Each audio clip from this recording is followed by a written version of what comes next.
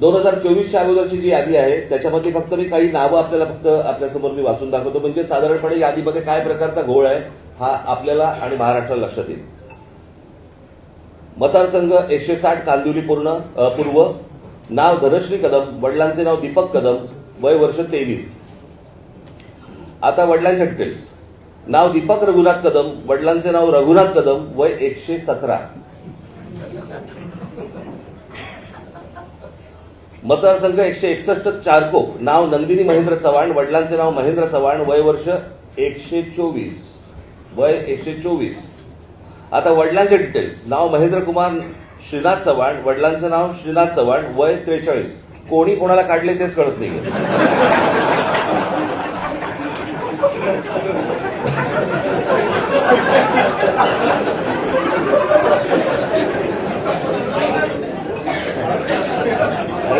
विषय गंभीर आहे.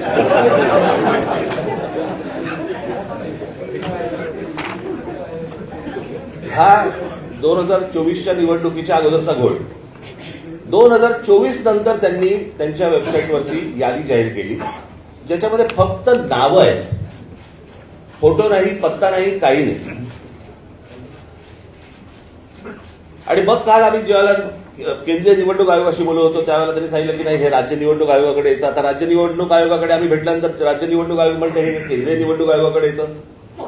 दोघेही प्रतिनिधी हे केंद्रीय निवडणूक आयोगाचेच प्रतिनिधी आहेत. आणि म्हणजे महाराष्ट्रातल्या राजकीय पक्षांना या संपूर्ण मतदार याद्या न दाखवण्याचं याच्यातनं काय मिळणार तुम्हाला? यातनं फक्त घोळ होणार आहे. आणि आता आम्ही फक्त त्यांच्यासमोर एवढंच सांगितलं की या मतदार याद्या जोपर्यंत सुधारणा होत नाही, तुमची सुधारणा होत नाही, तोपर्यंत निवडणुका तुम्ही घेऊ नका.